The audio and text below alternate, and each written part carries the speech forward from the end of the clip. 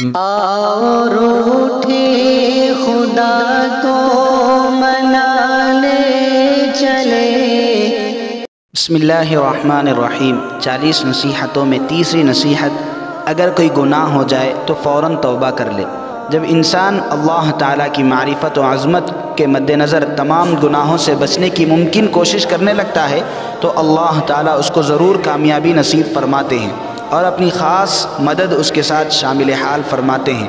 تاہم چونکہ انسان خیر و شر یعنی بھلائی اور برائی کا مرکب ہے اور نفس و شیطان کی سازشوں اور حملوں کی ضد میں ہے، اس لیے کبھی کبھی غفلت ہو کر اللہ تعالیٰ کی کسی نافرمانی اور گناہ کا سرزد ہو جانا بھی ممکن ہے، کیونکہ حضرات انبیاء علیہم السلام کے علاوہ کوئی انسان گناہ سے معصوم نہیں ہے۔ اس لیے حق تعالیٰ شانہ نے بندوں کے لیے اپنے فضل سے توبہ کا راستہ کھلا رکھا ہے۔ گویا کہ اللہ تعالیٰ بندوں سے یوں فرما رہا ہے کہ میرے بندو، پہلے توبہ کی کوشش کرو کہ کوئی نافرمانی اور گناہ کا صدور ہی نہ ہو، پھر بھی اگر کبھی چوک ہو جائے اور کوئی گناہ کر بیٹھو تو پھر بلا تاخیر معافی مانگ کر مجھ سے راضی ہو جاؤ اور مجھ کو راضی کر لو۔ اس سے معلوم ہوا کہ توبہ بندوں کے لیے اللہ تعالیٰ کی بڑی رحمت ہے۔ واقعی اگر یہ رحمت و نعمت نہ ہوتی تو ہم بندے بربادی میں چلے جاتے، قہر الہی سے بچنے کی کوئی صورت ہمارے لیے میسر نہ ہوتی۔ توبہ کے بارے میں قرآن مجید میں ارشاد ہے، انما التوبۃ علی اللہ للذین یعملون السوء بجہالۃ ثم یتوبون من قریب فاولئک یتوب اللہ علیہم وکان اللہ علیما حکیما۔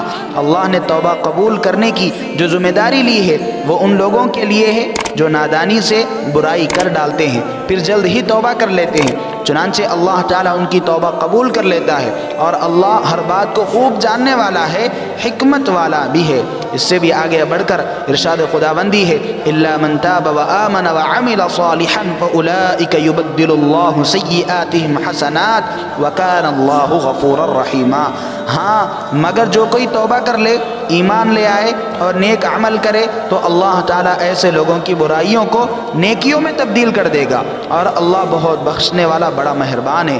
ایک اور جگہ اللہ کا ارشاد ہے، وَتُوبُوا إِلَى اللَّهِ جَمِيعًا أَيُّهَا الْمُؤْمِنُونَ لَعَلَّكُمْ تُفْلِحُونَ۔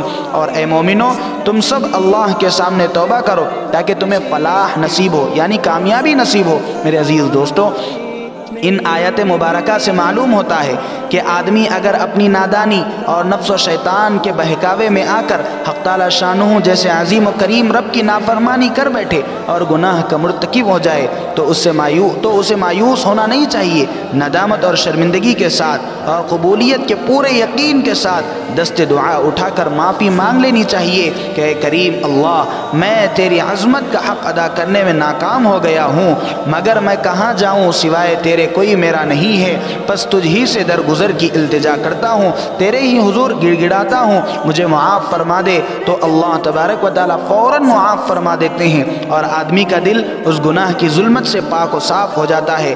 جناب رسول اللہ صلی اللہ علیہ وسلم کی روایت ہے کہ التائب من الذنب کمن لا ذنب لہ، گناہ سے توبہ کرنے والا ایسا ہے جیسا کہ اس نے گناہ کیا ہی نہ ہو۔ اسی لیے توبہ میں تاخیر نہ کرنا چاہیے بلکہ توبہ کرتے ہی رہنا چاہیے، کیونکہ ہم بندے ہیں، غفلت و نسیان کے شکار ہوتے رہتے ہیں، پتہ نہیں کب کیا گناہ ہو جائے اور پتہ بھی نہ چلے، اس لیے توبہ کرتے رہنا چاہیے۔ اللہ تبارک و تعالیٰ سے دعا ہے کہ اللہ تبارک و تعالیٰ ہم سب کو توبۃ النصوح عطا فرمائے۔